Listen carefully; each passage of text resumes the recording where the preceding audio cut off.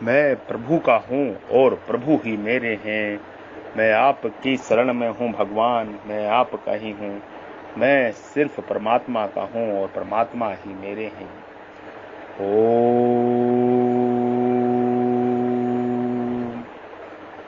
ओम ओम भद्रकालाय नमः। ओम भद्रकालाय नमः। ओम भद्रकालाय नमः। ओम श्री नमः। ओम श्री नमः। ओम श्री नमः। मैं केवल भगवान का हूँ और केवल भगवान ही मेरे हैं। मैं केवल भगवान का हूँ और भगवान ही मेरे हैं। सत्य चित आनंदमय चिन्मय प्रभु की जय हो, जय हो। नमस्कार, नमस्कार, नमस्कार, नमस्कार। मैं आपकी शरण में हूँ प्रभु, मैं आपका ही हूँ। हे नाथ, हे नाथ, हे प्रभु, मैं आपकी शरण में हूँ। दीन बंधु दीनानाथ, मेरी डोरी तेरे हाथ, मेरी डोरी तेरे हाथ, मेरी डोरी तेरे हाथ। ले ले डोरी अपने हाथ प्रभु। प्रभु, मैं आपका सुपुत्र हूँ, आपका अंश हूँ। मैं शरीर नहीं, आत्मा हूँ। यया धर्मम अधर्मा चा कार्य चकायामेव चा अयत्तावत् प्रजानाति बुद्धिशा पार्थ राजसी। हे पार्थ, मनुष्य जिसके द्वारा धर्म और अधर्म को तथा कर्तव्य और अकर्तव्य को भी ठीक तरह से नहीं जानता, वह बुद्धि राजसी है। यया धर्मम अधर्म च, शास्त्रों ने जो कुछ भी विधान किया है वह धर्म है, अर्थात शास्त्रों ने जिसकी आज्ञा दी है और जिससे परलोक में सदगति होती है वह धर्म है। शास्त्रों ने जिसका निषेध किया है, शास्त्रों ने जिसका निषेध किया है वह अधर्म है, अर्थात शास्त्रों ने जिसकी आज्ञा नहीं दी है और जिससे परलोक में दुर्गति होती है वह अधर्म है। जैसे अपने माता पिता बड़े बूढ़ों की सेवा करने में, दूसरों को सुख पहुंचाने में, दूसरों का हित करने की चेष्टा में अपने तन मन धन योग्यता पद अधिकार सामर्थ्य आदि को लगा देना धर्म है। ऐसे ही कुआं बावड़ी खुदवाना, धर्मशाला और श्रद्धालय बनाना, प्याऊ सदा व्रत चलाना, देश ग्राम मोहल्ले के अनाथ तथा गरीब बालकों की और समाज की उन्नति के लिए अपनी कहलाने वाली चीजों को आवश्यकता अनुसार उनकी ही समझकर निष्काम भाव से उदारता पूर्वक खर्च करना धर्म है। इसके विपरीत अपने स्वार्थ सुख आराम के लिए दूसरों की धन संपत्ति हक पद अधिकार छीनना, दूसरों का अपकार अहित हत्या आदि करना, अपने तन मन धन योग्यता पद अधिकार आदि के द्वारा दूसरों को दुख देना अधर्म है।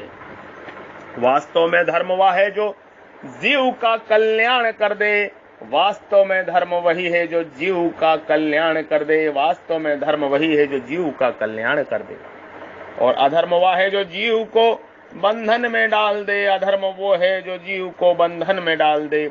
कार्य चकाय में वर्ण आश्रम देश काल लोक मर्यादा परिस्थिति आदि के अनुसार शास्त्रों ने हमारे लिए जिस कर्म को करने की आज्ञा दी है वह कर्म हमारे लिए कर्तव्य है। अवसर पर प्राप्त हुए कर्तव्य का पालन न करना तथा न करने लायक काम को करना अकर्तव्य है। जैसे भिक्षा मांगना, यज्ञ विवाह आदि कराना और उनमें दान दक्षिणा लेना आदि कर्म ब्राह्मण के लिए तो कर्तव्य है, पर क्षत्रिय वैश्य और शूद्र के लिए अकर्तव्य है। जैसे भिक्षा मांगना, यज्ञ विवाह आदि कराना और उनमें दान दक्षिणा लेना आदि कर्म ब्राह्मण के लिए तो कर्तव्य है, पर क्षत्रिय वैश्य और शूद्र के लिए अकर्तव्य है। इसी प्रकार शास्त्रों ने जिन जिन वर्ण और आश्रम के लिए जो जो कर्म बताए हैं वे सब उनके लिए कर्तव्य है और जिनके लिए निषेध किया है उनके लिए वे अकर्तव्य है। जहाँ नौकरी करते हैं वहाँ ईमानदारी से अपना पूरा समय देना, कार्य को सुचारू रूप से करना, जिस तरह से मालिक का हित हो ऐसे काम करना, ये सब कर्मचारियों के लिए कर्तव्य है। अपने स्वार्थ, सुख और आराम में फंसकर कार्य में पूरा समय न लगाना, कार्य को तत्परता से न करना, थोड़ी सी घूस रिश्वत मिलने से मालिक का बड़ा नुकसान कर देना, 10-5 रुपए के लिए मालिक का अहित कर देना, ये सब कर्मचारियों के लिए अकर्तव्य है। राजकीय जितने अफसर हैं उनको राज्य का प्रबंध करने के लिए, सबका हित करने के लिए ही ऊंचे पद पर रखा जाता है। इसलिए अपने स्वार्थ और अभिमान का त्याग करके जिस प्रकार सब लोगों का हित हो सकता है, सबको सुख, आराम, शांति मिल सकती है, ऐसे कर्मों को करना उनके लिए कर्तव्य है। अपने तुच्छ स्वार्थ में आकर राज्य का नुकसान कर देना, लोगों को दुख देना आदि उनके लिए कर्तव्य है। सात्विक बुद्धि में कहीं हुई प्रवृत्ति, निवृत्ति, भय, अभय और बंध मोक्ष भी यहाँ एवं 4 पदों से ले लेना चाहिए। अयत्थ वृत्र प्रजानति बुद्धिशा पार्थ राजसी। राग होने से राजसी बुद्धि में स्वार्थ, पक्षपात, विषमता आदि दोष आ जाते हैं। इन दोषों के रहते हुए बुद्धि धर्म, अधर्म, कार्य, अकार्य, भय, अभय, बंध, मोक्ष आदि के वास्तविक तत्व को ठीक ठीक नहीं जान सकती। अतः किस वर्ण आश्रम के लिए, किस परिस्थिति में कौन सा धर्म कहा जाता है और कौन सा अधर्म कहा जाता है, वह धर्म किस वर्ण आश्रम के लिए कर्तव्य हो जाता है और किसके लिए अकर्तव्य हो जाता है, किससे भय होता है और किससे मनुष्य भय हो जाता है, इन बातों को जो बुद्धि ठीक ठीक नहीं जान सकती वह बुद्धि राजसी है। जब सांसारिक वस्तु, व्यक्ति, घटना, परिस्थिति, क्रिया, पदार्थ आदि में राग, आसक्ति हो जाता है तो वह राग दूसरों के प्रति देश पैदा करने वाला हो जाता है। फिर जिससे राग हो जाता है उसके दोषों को, और जिससे देश हो जाता है उसके गुणों को मनुष्य नहीं देख सकता। राग और देश, इन दोनों में संसार के साथ संबंध जुड़ता है। संसार के साथ संबंध जुड़ने पर मनुष्य संसार को नहीं जान सकता।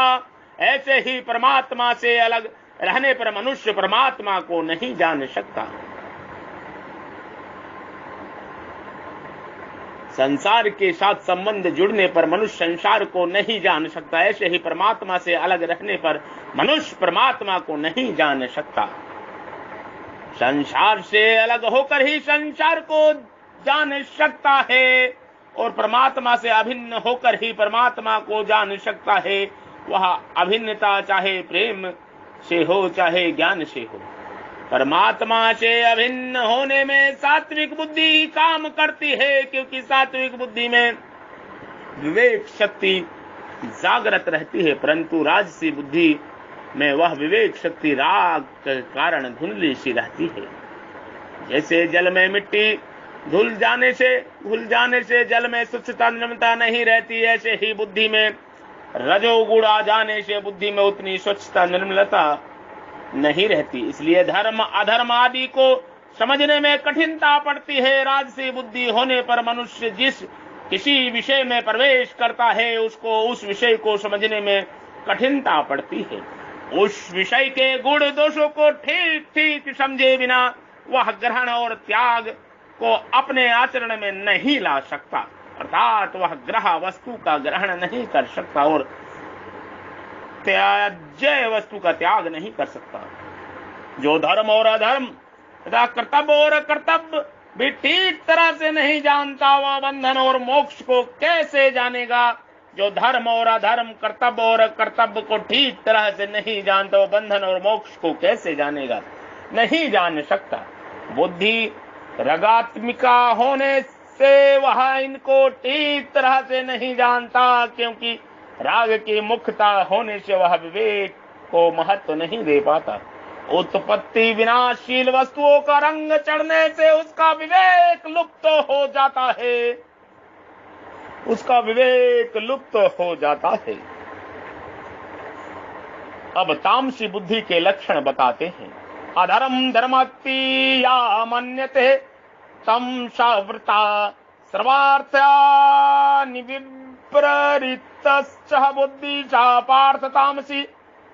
हे जीव, हे पार्थ नंदन, तमोगुण से घिरी हुई जो बुद्धि अधर्म को धर्म ऐसा मान लेती है और संपूर्ण चीजों को उल्टा मान लेती है, वह तामसी है, वो तामसी बुद्धि है।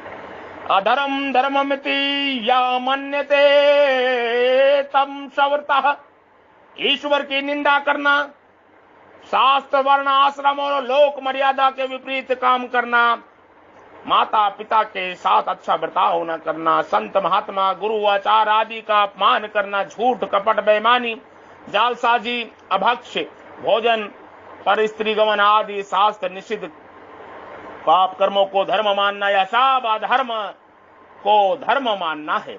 अपने शास्त्र वर्ण आश्रम की मर्यादा में चलना, माता पिता आज्ञा का पालन करना तथा उनकी तन मन धन से सेवा करना, संत महात्माओं के उपदेशों के अनुसार अपना जीवन बनाना, धार्मिक ग्रंथों का पठन पाठन करना, दूसरों की सेवा उपकार करना, शुद्ध पवित्र भोजन करना आदि शास्त्र विहित कर्मों को उचित न मानना, यह धर्म को अधर्म मानना है।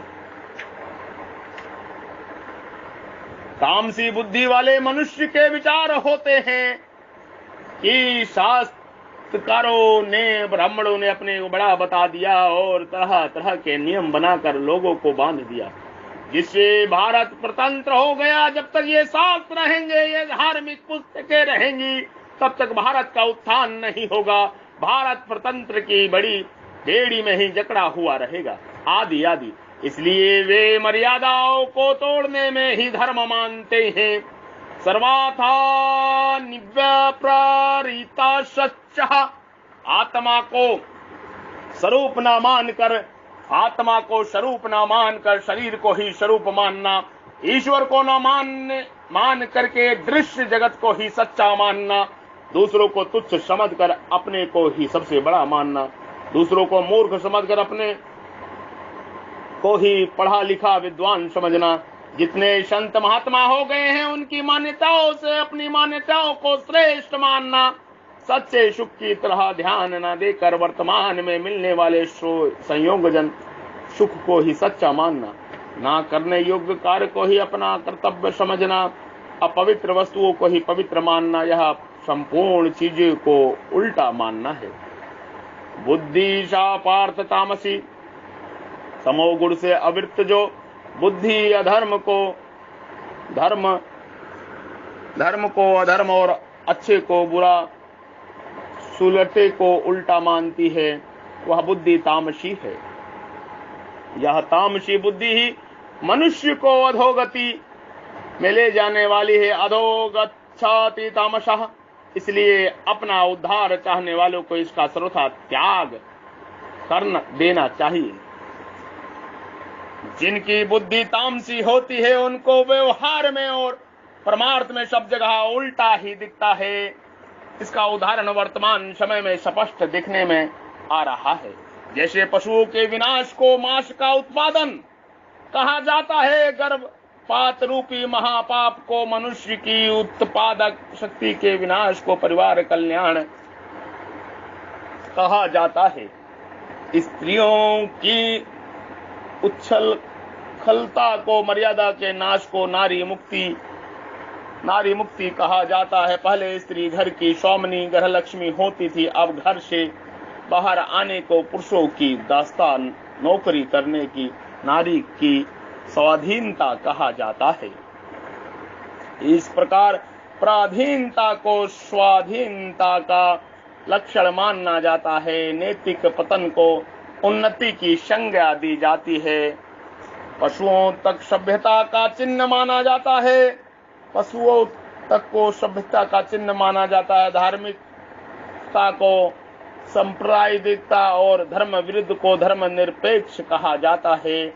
जब विनाश काल समीप आता है तभी ऐसी विपरीत तामसी बुद्धि पैदा होती है। विनाश काले विपरीत बुद्धि, बुद्धि नास्त प्राणशयति। अब प्रभु सात्विक बुद्धि का बताते हैं। अब भगवान सात्विक धृति के लक्षण बताते हैं। धृत्या धरते मन प्राणोन्द्रिया क्रिया योगिनव्यभिचारण्या धृता सा पार्थ सात्विक। हे जीव, हे पार्थ, क्षमता से युक्त जिस अभ्याचारणी धृति के द्वारा मनुष्य मन, प्राण और इंद्रिया के क्रियाओं को धारण करता है अर्थात संयम रखता है, वह धृति सात्विक है। धृताय धृते योगनभ्याचरण सांसारिक लाभ हानि जय पराजय सुख दुख आदर निरादर सिद्धि असिद्धि सम रहने का नाम योग क्षमता है। योग क्षमता है। परमात्मा को चाहने के साथ साथ इस लोक में सिद्धि असिद्धि वस्तु पदार्थ सत्कार पूजा आदि और परलोक में सुख भोगने को चाहना व्यभिचार है। और इस लोक तथा परलोक में सुख भोग वस्तु पदार्थ आदि की किचमात भी इच्छा न रखकर केवल परमात्मा को चाहना अव्यभिचार है। अव्यभिचार है। यह अव्यभिचार जिसमें होता है वह धृति अव्यभिचारिणी कहलाती है। अपनी मान्यता सिद्धांत लक्ष्य भाव क्रिया वृत्ति विचार आदि को दृढ़ अटल रखने की शक्ति का नाम धृति है। योग अर्थात क्षमता से युक्त इस अव्यभिचारिणी धृति के द्वारा मनुष्य मन प्राण और इंद्रियों की क्रियाओं को धारण करता है। मन में राग देश को लेकर होने वाली चिंतन से रहित होना, मन को जहां लगाना चाहे वहां लग जाना और जहां से हटाना चाहे वहां से हट जाना आदि मन की क्रियाओं को धृति द्वारा धारण करना है।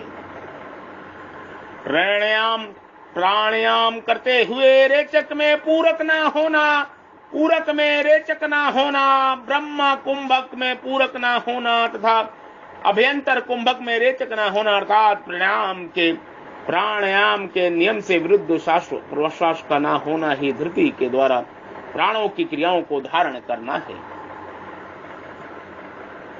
प्राणायाम करते हुए रेचक में पूरक न होना, पूरक में रेचक न होना और ब्रह्म कुंभक में पूरक न होना तथा अभ्यंतर कुंभक में रेचक न होना अर्थात प्राणायाम के नियम से विरुद्ध श्वास प्रश्वास को न होना ही धृति के द्वारा प्राणों की क्रियाओं को धारण करना है। शब्द स्पर्श रूप रस और गंध इन विषयों को लेकर इंद्रियों का उच्छृंखल न होना, जिस विषय में जैसे प्रवृत्त होना चाहे उसमें प्रवृत्त होना और जिस विषय में निवृत्त होना चाहे उसमें निवृत्त होना धृति के द्वारा इंद्रियों की क्रियाओं को धारण करना है। धृति सा पार्थ सात्विक, जिस धृति से मन प्राण और इंद्रियों की क्रियाओं पर अधिपत्य हो जाता है, हे पार्थ हे जीव, वह धृति सात्विक है। जीव परमात्मा का अंश है, इसलिए परमात्मा के सिवाय कहीं भी जाना व्यभिचार है और केवल परमात्मा की तरफ चलना अव्यभिचार है। केवल परमात्मा की तरफ चलने वाली धृति अव्यभिचारिणी धृति है। ओम श्री परमात्मने नमः। ओम श्री परमात्मने नमः। आपके हृदय रूपी मंदिर में विराजमान ब्रह्म परमेश्वर ईश्वर को हम प्रणाम करते हैं, नमस्कार करते हैं। जो ब्रह्म ईश्वर सत्य चित आनंदमय चिन्मय प्रभु आपके हृदय रूपी मंदिर में विराजमान है, हृदय रूपी गुहा में विराजमान है। कृपया हमारा प्रणाम नमस्कार स्वीकार करें। साधु साधु जय हो, नमो नमः नमो नमः, नमस्कार नतमस्तक नमस्ते नमस्ते। जुड़े और जोड़े सनातन धर्म ज्ञान के प्रचार प्रसार से, मोक्ष मुक्ति के अभियान से 9811179477 9811179477। जय सनातन धर्म, जय श्री ओम। ओम ओम ओम।